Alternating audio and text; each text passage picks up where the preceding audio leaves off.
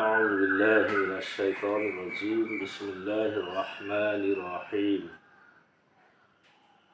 ومن نعمره ننكسه في الخلق আর আমরা যাকে দীর্ঘায়ু দান করি তাকে আমরা সৃষ্টিগত দিক দিয়ে পূর্বের অবস্থায় ফিরিয়ে দিই। আফালা ইয়াকিলুন, তবু কি তারা কমন সেন্স, আকল বা আল্লাহ প্রদত্ত সাধারণ জ্ঞান ব্যবহার করবে না? আমা আল্লামনাহু শি'রা আমা ইয়ামবাগি লাহু, আর আমরা রসুলকে কবিতা রচনা করতে শিখাইনি এবং এটা তার পক্ষে শোভনীয় নয়। ইন হুয়া ইল্লা যিকরু ওয়া কুরআনুম মুবিন, এটা কেবল একটি জিকির অর্থাৎ অধ্যয়ন, স্মরণ, অনুসরণের গ্রন্থ এবং সুস্পষ্ট কোরআন। লিয়ুনজিরা মান কানা হাইয়্যাও ওয়া ইয়াহিক্কাল কাওলু আলাল কাফিরিন, যাতে সে জীবিতদের সতর্ক করতে পারে এবং কাফেরদের বিরুদ্ধে শাস্তির বিধান যৌক্তিক হতে পারে। আওয়ালাম ইয়ারাউ আন্না খালাকনা লাহুম মিম্মা আমিলাত আইদিনা আনআমা ফাহুম লাহা মালিকুন, তারা কি লক্ষ্য করে না যে আমাদের হাতে সৃষ্ট বস্তুসমূহের মধ্যে তাদের জন্য আমরা সৃষ্টি করেছি গৃহপালিত পশু, অতঃপর তারা এগুলোর অধিকারী। আজাল্লালনাহা লাহুম ফামিনহা রাকুবুহুম ওয়া মিনহা ইয়াকুলুন, আর আমরা এগুলোকে তাদের বশীভূত করে দিয়েছি, অতঃপর এগুলোর কিছু সংখ্যক তাদের বাহন এবং কিছু সংখ্যক তারা আহার করে। আলাহুম ফিহা মানাফিউ ওয়া মাশারিব, তাদের জন্য এগুলোতে আছে বহু উপকারিতা এবং আছে পানীয় বস্তু। আফালা ইয়াশকুরুন, তবুও কি তারা কৃতজ্ঞ হবে না? আত্তাখাযু মিন দুনিল্লাহি আলিহাতাল লাআল্লাহুম ইউনসারুন, আর তারা আল্লাহর পরিবর্তে অন্য ইলাহ গ্রহণ করেছে এই আশায় যে তারা সাহায্য প্রাপ্ত হবে। লা ইয়াস্তাতিউনা নাসরাহুম, কিন্তু এসব ইলাহ তাদের সাহায্য করতে সক্ষম নয়। অহুম লাহুম জুনদুম মুহদারুন, আর তাদেরকে তাদের বাহিনী রূপে উপস্থিত করা হবে। ফালা ইয়াহজুনকা কাওলুহুম, অতএব তাদের কথা তোমাকে যেন দুশ্চিন্তাগ্রস্ত না করে। ইন্না না'লামু মা ইউসিররুনা ওয়া মা ইউলিনুন, নিশ্চয় আমরা জানি যা তারা গোপন করে এবং যা তারা প্রকাশ করে। আমরা আজকে সূরা ইয়াসিনের 68 থেকে 76 নম্বর আয়াত তেলাওয়াত করেছি, সহজ অর্থ বলার চেষ্টা করেছি। রব্বুল আলামিন এখানে আল্লাহ ছাড়া যে কাউকে অনুসরণ করা যাবে না, মানা যাবে না, এ বিষয়ে বেশ কিছু গুরুত্বপূর্ণ উদাহরণ, গুরুত্বপূর্ণ দিক নির্দেশনা আমাদেরকে দিয়েছেন। আল্লাহ বলছেন, আমরা যাকে দীর্ঘায়ু দান করি, যারা বৃদ্ধ হয়ে মারা যায়, বয়স পায়, তাকে আমরা সৃষ্টিগত দিক দিয়ে পূর্বের অবস্থায় ফিরিয়ে দিই।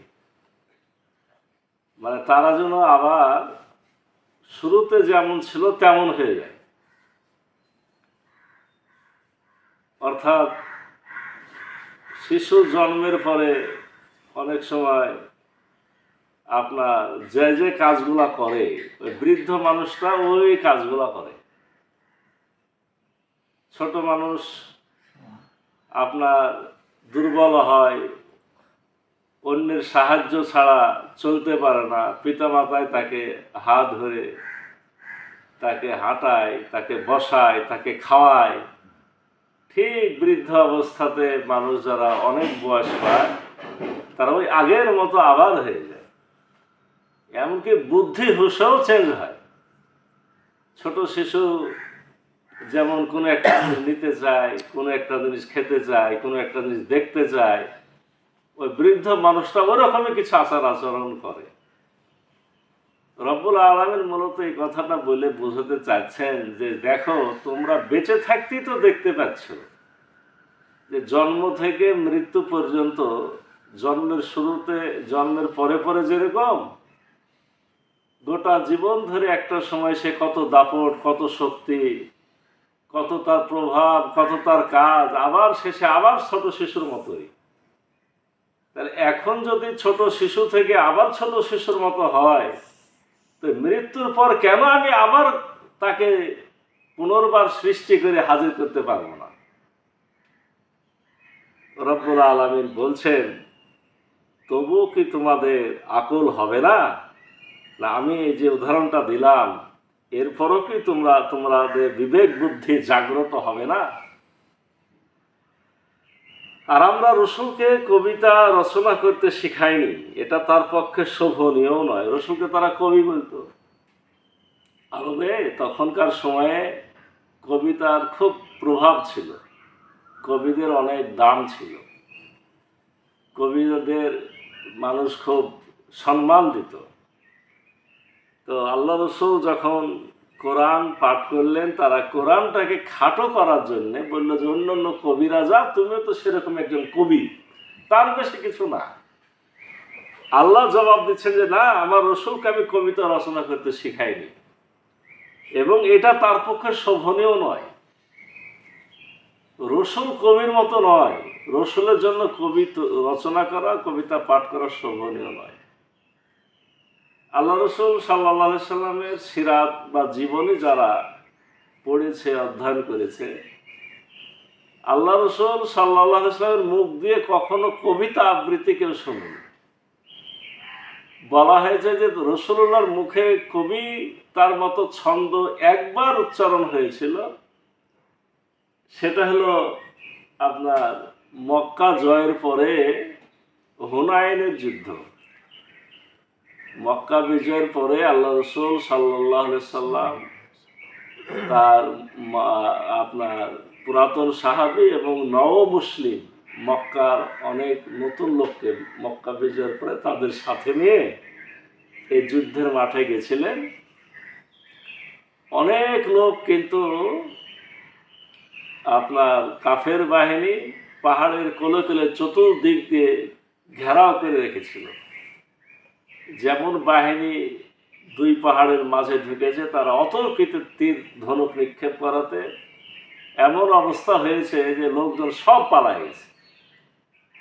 আল্লাহ রসুলের সাথে মাত্র 2-4 জন, রসুল্লাহ নিজে দাঁড়ায় আছে।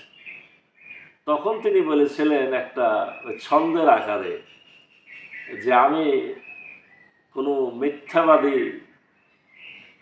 নবী নই, আমি হলাম আব্দুল মুত্তালেবের সন্তান। তো ওই ওই ওই শব্দটার মধ্যে কাজেব মানে মিথ্যাবাদী আর মুত্তালেব হলো দাদা, এই দুটা বাক্য দিয়ে একটা ছন্দ আছে। তো আপনার এই কথাটা সিরাত গ্রন্থকার, তাফসীর গ্রন্থকার বলছিল রাসূলুল্লাহ কোনোদিন কবিতা বলেন না, যদি বলেন একটা শব্দই তিনি বলেছিলেন। আল্লাহ জবাব দিচ্ছেন যে আমার রাসূল কবিতা রচনা করে না, তাকে কবিতা রচনা করতে শিখায়নি, এটা তার পক্ষে শোভনীয় নয়। এটা বরঞ্চ কেবল একটা জিকির, অর্থাৎ কোরআন। এটা হলো অধ্যয়নের বিষয়, এটা স্মরণের বিষয়, এটা অনুসরণের বিষয়। এটা সুস্পষ্ট গ্রন্থ আল কোরআন। রসুল যা বলেন সেটা কোরআন থেকে বলেন, যাতে সে বা তিনি বা আল্লাহ রসুল জীবিতদের সতর্ক করতে পারে। কেমন একটা কথা, রসুল জীবিতদের যাতে সতর্ক করতে পারে।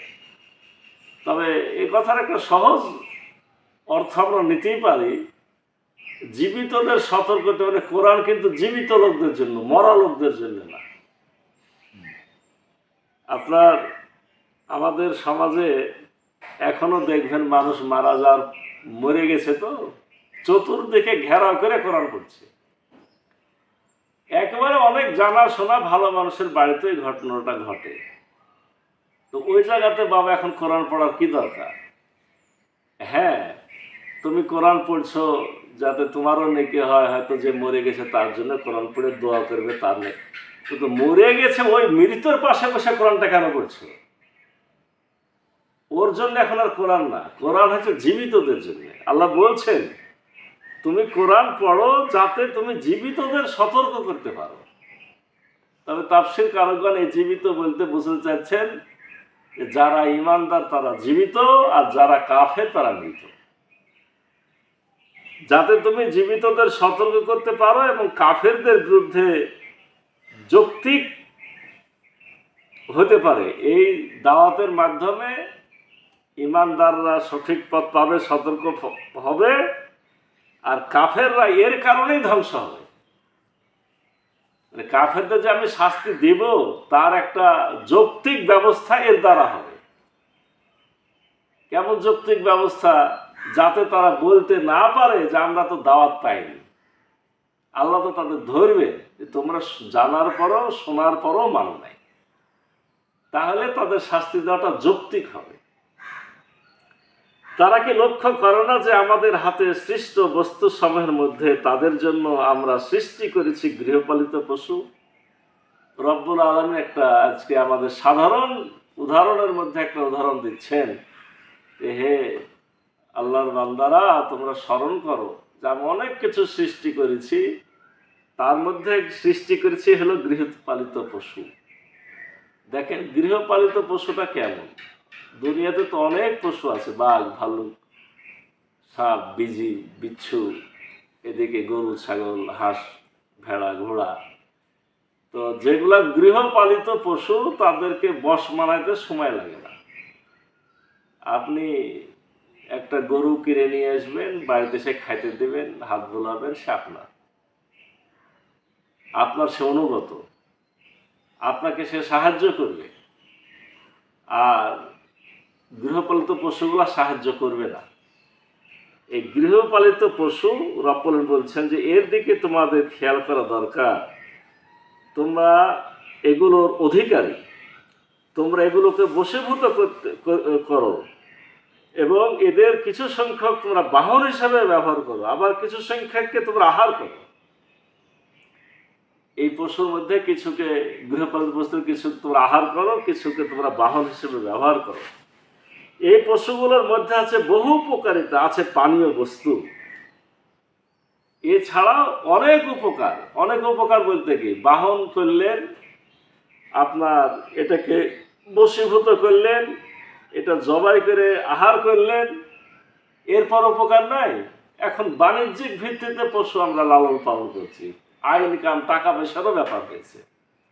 আল্লাহ বলছেন যে এতে আছে অনেক উপকার। যখন আপনি এটাকে ব্যবসায়িক দৃষ্টিতে পালন করে বিক্রি করছেন, তখন এই টাকা দিয়ে হাজারো রকমের কাজ করতে পারছেন। তো আল্লাহ বলছেন এর মধ্যে আছে অনেক উপকার। এর মধ্যে আছে পানীয় বস্তু। পানীয় বস্তু মানে কি? এর মধ্যে পানীয় আছে, মানে দুধের ব্যবস্থাও আছে এই পশুগুলা থেকে। তবুও কি তারা শুকর গুজারি হবে না? আল্লাহ বলছেন এগুলা পেয়েও কি তারা আমার শুকরিয়া আদায় করবে না? আর তারা আল্লাহর পরিবর্তে অন্য ইলাহ গ্রহণ করেছে এ আশায় যে তারা সাহায্য প্রাপ্ত হবে। আল্লাহকে ছাড়া মানুষ যে দেব দেবী, মূর্তি, এমনকি আরো অনেক কিছুকে ইলাহা মনে করে, হুকুমদাতা, বিধানদাতা মনে করে। কেন মনে করে? যে ওগুলা দিয়ে তারা উপকার পাবে। কিন্তু আল্লাহ বলছেন যে তারা এটা মনে করে, অর্থাৎ এর দ্বারা আল্লাহ বুঝতে চাচ্ছেন যে না, এরা উপকার করতে পারবে না, এসব ইলাহ তাদের সাহায্য করতে সক্ষম নয়, আর তাদেরকে তাদের বাহিনী রূপে উপস্থিত করা হবে।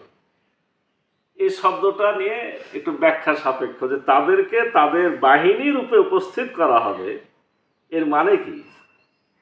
এরা তাদেরকে ধ্বংসের বাহিনী হিসেবে কিয়ামতের মাঠে হাজির হবে, উপকার তো করলই না, বরঞ্চ এটাই তাদের ধ্বংসের কারণ হবে। অতএব তাদের কথা তোমাকে যেন দুশ্চিন্তাগ্রস্ত না করে। অতএব ওরা ঘেরাও পড়বে, ওরা আমার কাছে হাজির হবে, তাদের শাস্তি আছেই। অতএব রসুল, তাদের কথায় তোমার দুশ্চিন্তা করার কোনো কারণ নাই। নিশ্চয় আমরা জানি যা তারা গোপন করে এবং যা তারা প্রকাশ করে। আমার কাছে প্রকাশ্য গোপন সব বিষয় জানা আছে, সব বিষয় লিপিবদ্ধ আছে, সব কিছুর হিসাব আছে। তোমরা যা করছো সেটাও আমি জানি, তারা যা করছে সেটাও আমি জানি। তোমাদের মনে কি কল্পনা বাসনা চিন্তা আকাঙ্ক্ষা আশা আমি জানি, ওদের মনের চিন্তা কল্পনা বাসনা আশা আকাঙ্ক্ষা আমি জানি। অতএব রসুল, তুমি নিশ্চিন্তভাবে কোরআনের দাওয়াতের কাজ তুমি চালিয়ে যাও। আসুন আমরাও এই আয়াতগুলো থেকে আমাদের ইমানকে আরো তাজা করি। আমরা একমাত্র আল্লাহকে ইলাহা হিসেবে গ্রহণ করি এবং কোরআনের আহ্বানই মানুষের কাছে পৌঁছানোর চেষ্টা করি। রব্বুল আলামিন আমাকে আপনাকে সবাইকে সে তৌফিক দান করুন। সকলে আল্লাহুম্মা আমিন।